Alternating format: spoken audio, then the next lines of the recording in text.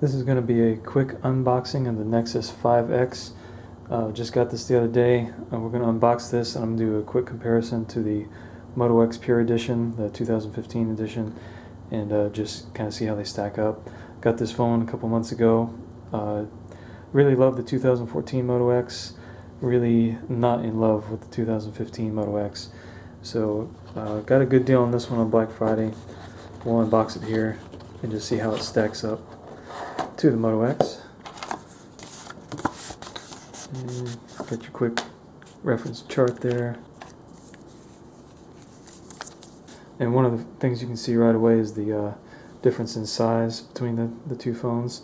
So the 5X is a 5.2 inch display and the Moto X Pure is a 5.7, and you can see this one's not a whole lot smaller, but enough. The Moto X 2015 I've found to be a little unwieldy as I've used it so far, but you know, first glance on the 5X, it's a really well put together phone. It's got a nice fit and finish to it. Even though I think it's plastic, it's not the high-end Nexus 6. There's the phone. We got the charger, cable, and that's probably, yep, looks like about it. Alright, so obviously this is the fingerprint sensor on the back of this thing. And this is the camera, and as you can see it's got the bulge out there around the camera lens. And I think that holds the bigger sensor in here for this phone, so hopefully it takes pretty good pictures. The Moto X Pure, I know they boasted, you know, like a 21 megapixel camera or something like that in here. It has huge file sizes, but the pictures themselves are actually not all that great. They're not all that better over the 2014 Moto X. So let's see if this thing's got any juice. There we go. Now the 5X I got is the 32 gig version, and the Moto X that I got is the 16 gig version. And I went with the cheaper version here because up top here where you put the SIM card in, that also doubles as a SD card slot. And so I put a 32 gig card in there. I had no trouble with storage on this phone. The 5X, I got the 32 because it doesn't have an SD card slot in it. So it's something to be aware of when you're buying it. I think it's probably worth the extra money to have the extra storage, especially with as big as pictures and movies get these days. This phone is definitely lighter weight than the Moto X for sure. Alright, there you can see the welcome screen. Insert SIM card. So I'm going to go ahead and do that, and we'll give this phone a try. So this is the SIM card holder and then the SD card slot out of the Moto X, and I think having the two-in-one like that is pretty slick. And then this one is the one out of the 5X, obviously just for SIM card, so we'll pop it in here. One of the nice things about the 5X is that it is usable on GSM networks and CDMA, so if you have Sprint or Verizon, you can use this phone. It's totally unlocked, and it's a pretty good deal. Okay, so our SIM is in. Okay, and look at that. We're off to select the Wi-Fi network. The password here.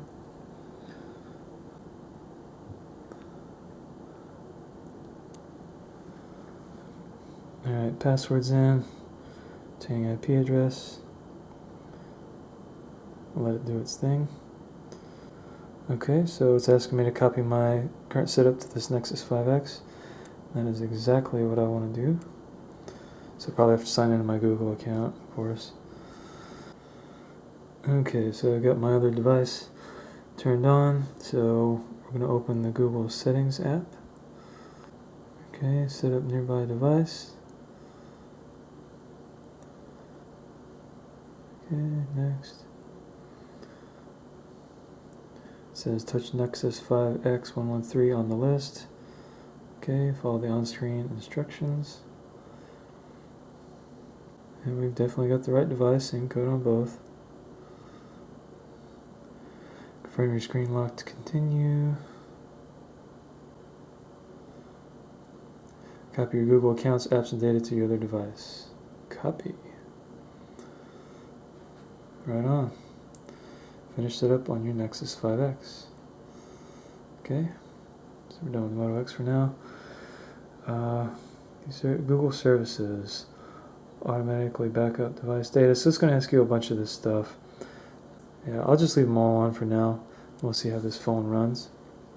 And I'm assuming it's transferring all the stuff in the background using Wi-Fi and Bluetooth like it said. But I can tell you already just from holding these phones for the few minutes that I have, this 5X is so much lighter than this thing. This thing is a royal brick. So I'm hoping that I'm going to like the 5X a lot better. One of the things that I have loved about the Moto X series is, like you see right there, how the time comes on. Like you move it and if it detects that it's moving towards your face, it'll show you the time.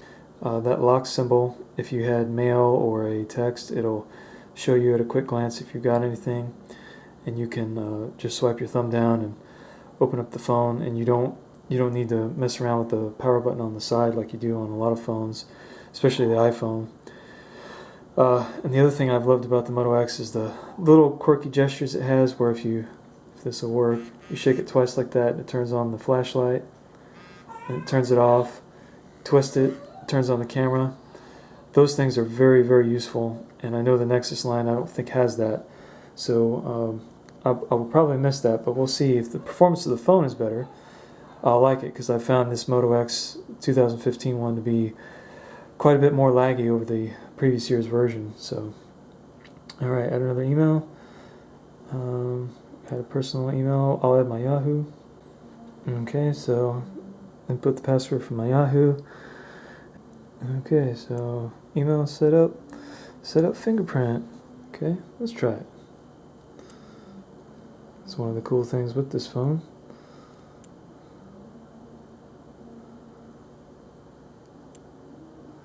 Okay, and so before you do that, it's asking to choose a backup screen lock method. We'll do a pin. Okay, show all notifications. Look at the Nexus imprint sensor on the back of the phone. Put your finger on the sensor and lift after you feel a vibration. Okay. To wake and unlock your phone, just touch the Nexus imprint sensor. When you see this icon, you can use your fingerprint. That is awesome. I'll do another one, so I'll add another one. Okay, Google Now, yes, definitely. Google Now is awesome, even though it probably knows everything about you. Okay, so now after the fingerprint scanning is done, it says restoring. I'm assuming it's setting up my apps and all that stuff from my other phone the way I like it. And I'm assuming it'll probably take a little while, so we'll wait till it's done. So while it is doing its restoring or setting up my phone, we'll look at this charging cable, which this is the, I believe the USB Mini C connector, which is reversible unlike all other USB iterations. Let's get a look at it. Yep. Alright, so there's a look at it, and it does look to be pretty reversible. There's nothing keyed. Everything is it's almost like the inverse of the lightning connector that Apple has.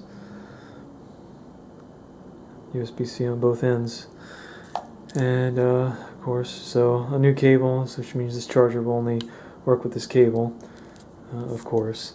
And one of the things that I did like a lot about the Moto X Pure Edition is that it had the turbocharger that came with it, and it would charge the phone up, and the whole phone would be charged up in maybe 30 minutes, and it would charge, I think, 80% in 15 minutes or something like that. It was crazy. I really did like that. This phone has a great fit and finish to it also, but I found the software to be laggy on there. Web pages were laggy, mail was laggy. My old Moto X just wasn't like that. And so maybe I got spoiled on the old one, but I don't see why the new one shouldn't be that way too. And one of the guys at work was saying that this one has like the Ultra HD screen on it, and maybe that's eating up some of the processing power on here. I don't know, but it's just not as good a phone as the other one, the older Moto X. Alright, so this looks like it might be done. Okay. Nope. Still, no? Well, restoring. Here it is. this is our progress. So you can see the arrow up there in the upper left hand corner. It's obviously downloading apps, and looks like the ones grayed out are the ones being downloaded.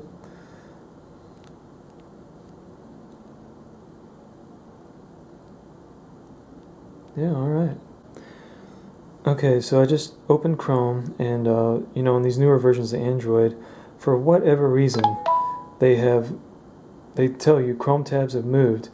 They've merged the tabs of Chrome with the open and running apps, and I have no idea why they did it, because it gets really confusing when you're just trying to search through the tabs you had open on Chrome for your web pages. So the very first thing I'm going to do is go into Settings, where it says Merge Tabs and Apps. I'm going to turn that off, because it's a terrible idea. I don't know who came up with it. It's awful. So you come back up into Chrome, and let's just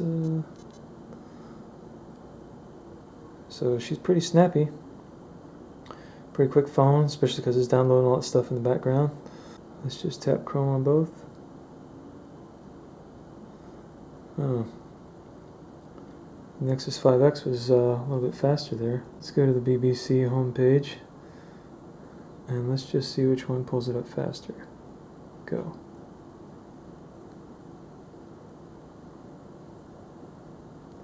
About the same, but the Moto X might have had just an edge on her, but I've been to the BBC on this phone before, whereas I have not on here. So let me try a new website to both. How about ESPN? I am not a sports person. I have never been to this website on either phone, so let's just see. Okay, so the Moto X just a shade faster, and I know what you're thinking. You're like, well, he said this phone was laggy. Trust me, it's got a little lag to it. But the Nexus 5X is no slouch. So, gonna try it, gonna see how it does, and if you have any questions, let me know.